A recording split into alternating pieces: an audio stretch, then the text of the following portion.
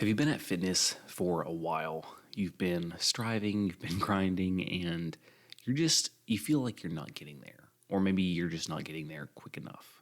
Well, I'm talking all about that today, so strap in, get ready for episode 257. Let's go. The future of fitness. How do you gain muscle mass? Fitness is not complicated. It's simple when you break it down. There's so much information out there. No fads, no diets, just plain simple habits. You're listening to the Bones to Bulk podcast. Hey, my name is Brian Parody. Welcome to the show. I am so glad to have you here. If this is your first time tuning in, welcome to the show. I try to break down fitness into bite-sized pieces, small little 10-minute episodes weekly that just hopefully pack a punch of information for you. And for my return listeners, thank you for coming back. It means the world that you just continue to tune in to my rants and ravings on fitness. And yeah, I really, really appreciate it. If you've not checked out the YouTube channel, please head on over to youtube.com/bones to bulk. I think we're pushing 800 videos now. It's insane. So there's something on there for whatever you need to learn, know, watch, whatever. Like, go check out the channel. Make sure you subscribe. I'd greatly appreciate that. All right, with that being said, let's dive in. So have you ever seen that picture? It's always circulating online. It's a cartoon image, and it's got like this guy digging a tunnel with a pickaxe, and he's digging and digging and digging, and he's trying to get to the buried treasure, and then he quits like... And you're seeing it from like a side profile, so you can see that he quit like a foot before he got the treasure.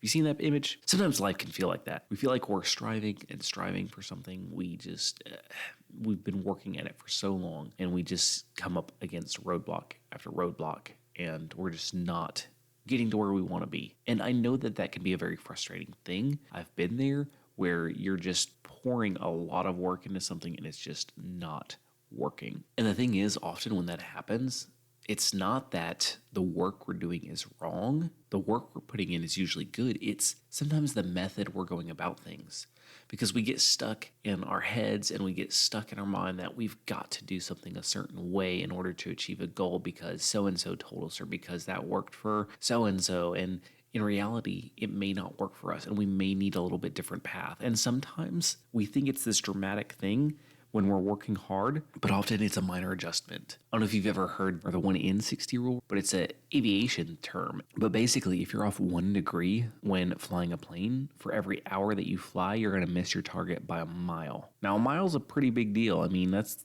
especially when it comes to flying a plane, that's the difference between it could be landing in the ocean or landing on a runway, you know what I'm saying? And I feel like it's the same way with fitness. You know, we think that, well, I'm not hitting my goals, fitness just doesn't work for me, or I'm just destined to be the way I am, or you know, it'll never work for me and I'm different. And we run through all these scenarios in our head, right, of why we're different, of why we can't hit a goal. And you're absolutely right. We are all different. And I just mentioned that, like, things that work for one person may not necessarily work for another. And that's absolutely true. However, you're not the first person to struggle through figuring it out. You definitely are not. There's many more that struggle, many more that throw their hands up in frustration and want to quit, and that's just a normal part of the fitness journey. But we've got to be very good at adjusting when it comes to fitness, because we'll try something and we might get a little bit result, but not the amount we want to see.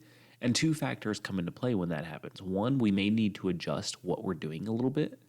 And two, we've got to stay consistent with it. That consistency, it's always the number one thing that gets us to our goal. Now, don't get me wrong. If your goal is to dig a tunnel, right, and you don't have the right tool, you're using a spoon instead of a shovel, and you're consistent with it, guess what? You may never reach your goal just because of the process you're going about it. So I don't want you to feel like, well, it's all about consistency no matter what you do, because what you do matters as well. They both have to play a vital role. So let's say your goal is to gain muscle. You want to pack on some muscle. You want to get stronger. You want to fill out your shirts a little bit better. And you're seeing some progress. You know, you're seeing some muscle gain, but it's just not to the level you want it. Okay, well, now it's time to review and see what's going on. You know, how much are you eating a day? How much are you gaining a week, a month? What are your measurements looking like? And then sit back and evaluate. So let's say, for example, after a month, you've put on 2 pounds, okay?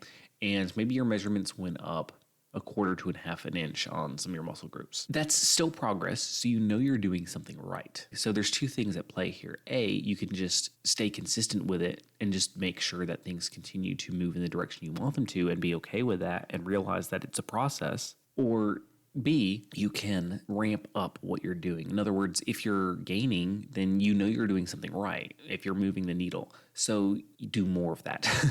And I know that sounds like, well, I'm already doing so much, but that's basically what you got to do. And sometimes it doesn't have to be like just massive changes, but just a little bit extra. Maybe, if you struggle with gaining weight, maybe just adding one more smoothie a day, maybe making another calorie-dense smoothie to have in the afternoon. And that's maybe enough to push that needle a little bit faster and to get up a pound or two a week, depending on how many calories in your smoothie. So there's usually something small we can do to make adjustments. Now, if we're not seeing any progress, like you're trying to get bigger, you're trying to gain muscle, and after a month you don't see anything, well, then you know what you're doing is not working and you need to do something completely different. That's why it's so important. I always talk about measuring and tracking things. We don't do that just for the sake of tracking and measuring. We do that to know whether we're on the right track, whether to know we're doing the right thing. Because if we're not measuring, then we have no way to tell if what we're doing is even working. So I don't think we should become slaves to scales and to measurements, but they're important tools in the journey to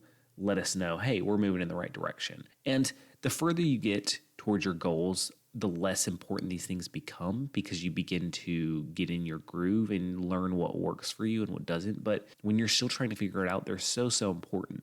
So I don't want you to skip these things, and don't just rely on the scale. I know, it's the biggest thing we always turn to when it comes to measuring ourselves, but go off measurements, go off the way your clothes feel. Like oftentimes that's so much more of an accurate representation of what's going on in your body, especially if you're gaining muscle and losing fat at the same time. It's so key. So be sure to do that. So I just hope this encourages you to, again, examine those small things. Maybe you think you're doing really well, but you're not seeing the needle move in the right direction enough. Evaluate, what habits are you having that could be keeping you back from that? Maybe more times than not, you're only getting to the gym a couple times a week. Or maybe more times than not, you're ended up having a drink every night and that's wrecking your goals. Or maybe you're going out to eat 3-4 times a week and that's probably wrecking your goals. Like there's always something going on if you're not seeing any progress, something that we're not aware of, that we just haven't learned yet about our bodies that we've got to adjust. So be patient, look all around you at what's going on and see and ask yourself the tough question, okay, what am I doing to sabotage myself? Because oftentimes that's what we do. I hope you found this helpful. If so, again, please go check out my YouTube channel, youtube.com/bones to bulk. Tons of videos on there to help you with your workouts, with your food, and some of them just to give you a good laugh. So I hope you go check that out and please subscribe to the channel. With that being said, remember, no matter what anybody has told you, what walls you're facing, what things you're coming up against that you are struggling with moving that needle on, you